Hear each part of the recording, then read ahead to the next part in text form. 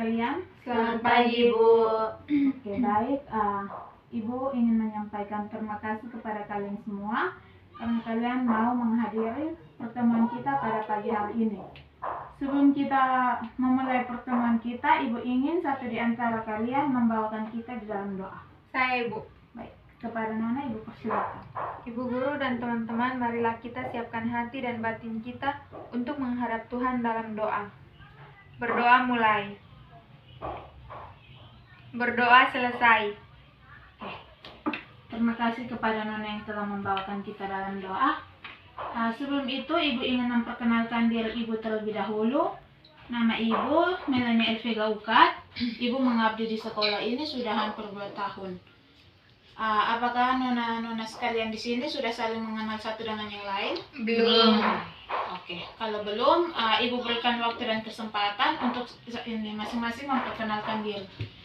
Dimulai dari Nona yang berbaju putih. Perkenalkan, nama saya Aprilia Andini Kolo, biasa dipanggil Andini. Saya siswa dari kelas 9B. Halo Nona Dini. Ya, Ibu.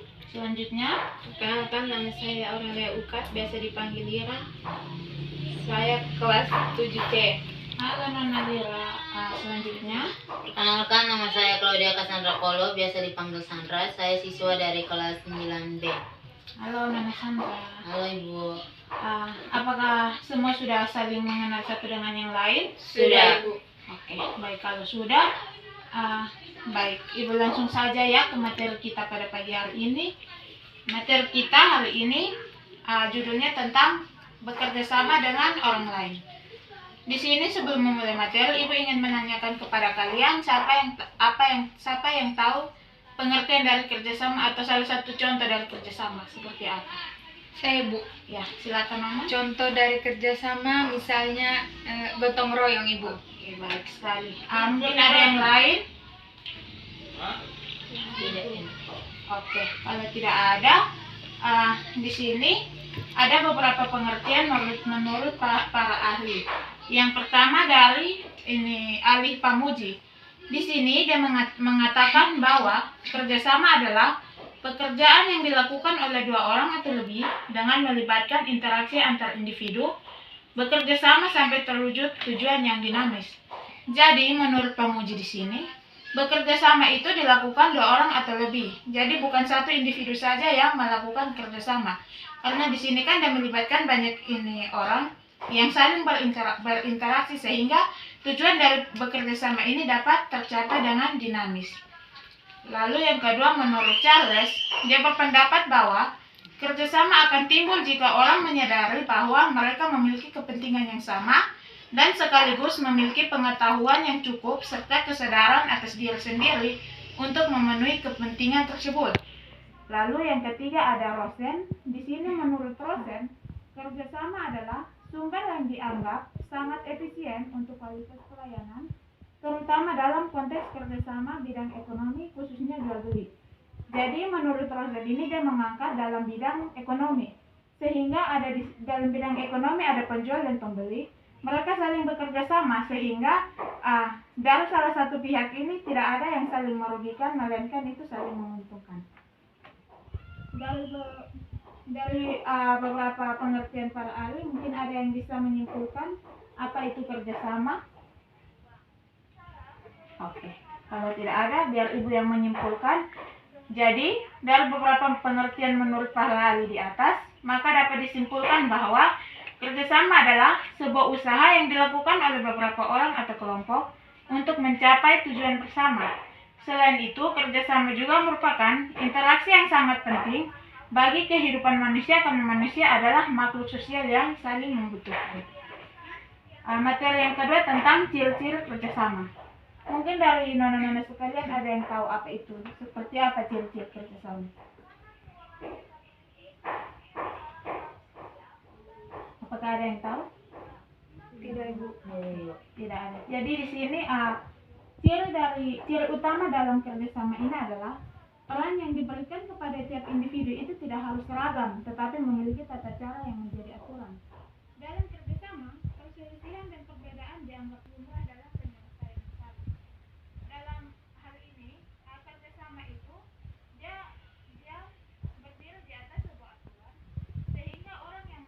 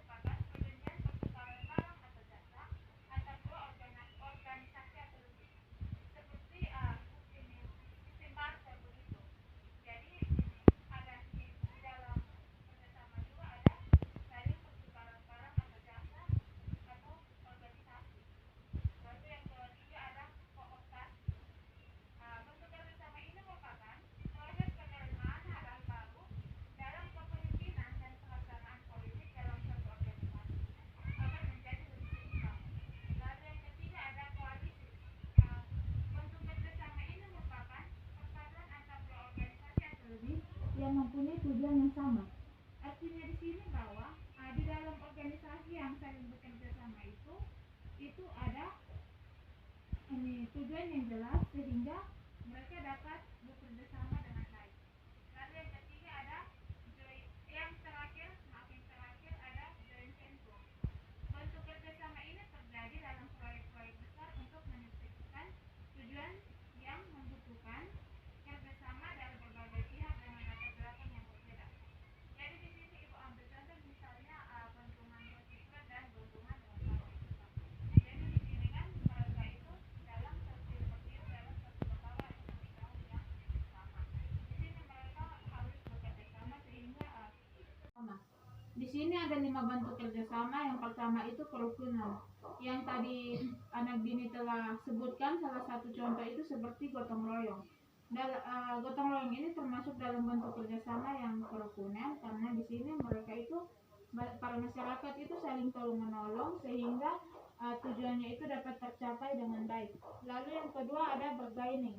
Bentuk kerjasama ini merupakan perjanjian pertukaran barang atau jasa antar dua organisasi atau lebih. Jadi dalam kerjasama ini juga ada sistem tukar menukar atau barter. Jadi di sini mereka sebelum itu melakukan perjanjian terlebih dahulu sehingga bisa saling menukar barang atau organisasi yang saling bekerja sama. Lalu yang ketiga ada kooptasi. Bentuk kerjasama ini merupakan proses penerimaan hal-hal baru dalam kepemimpinan dan pelaksanaan politik dalam satu organisasi agar menjadi lebih mudah dan seimbang. Lalu yang keempat ada koalisi. Bentuk kerjasama ini merupakan perpaduan antar dua organisasi atau lebih yang mempunyai tujuan yang sama. Lalu yang ketiga ada yang terakhir ada joint venture.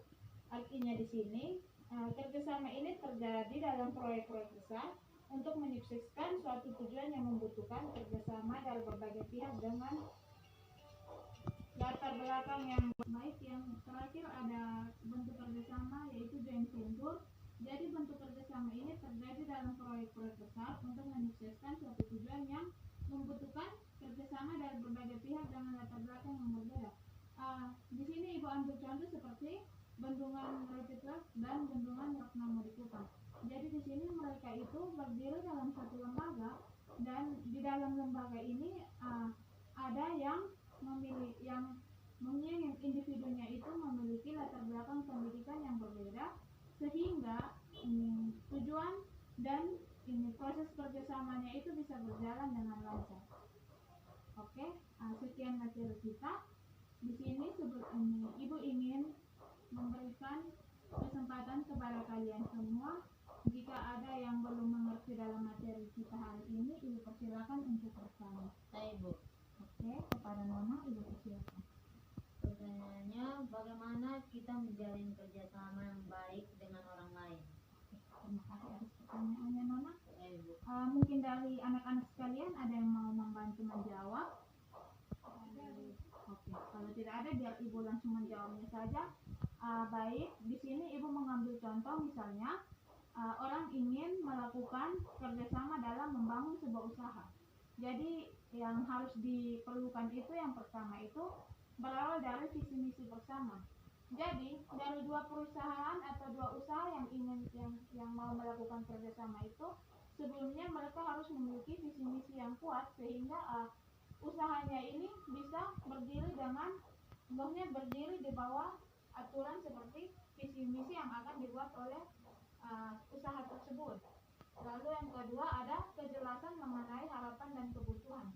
Harapannya apa? Harapan apa yang mereka mau ke depannya dalam usaha mereka seperti ini, yang usaha mereka yang mereka akan bangun. Lalu yang ketiga ada mengidentifikasi keunggulan calon mitra kerja. Di sini mereka maksudnya tidak hanya langsung menerima, oh kamu langsung masuk saja. Jadi di sini mereka mengidentifikasi terlebih dahulu calon mitra kerja yang akan mereka pekerjakan di perusahaan mereka itu seperti apa sehingga perusahaan mereka ini bisa berdiri dengan bagus dan bisa menjadi baik lagi ke depannya. Lalu yang keempat itu harus mengetahui kelemahan calon rekan kerja dan bagaimana cara mengatasi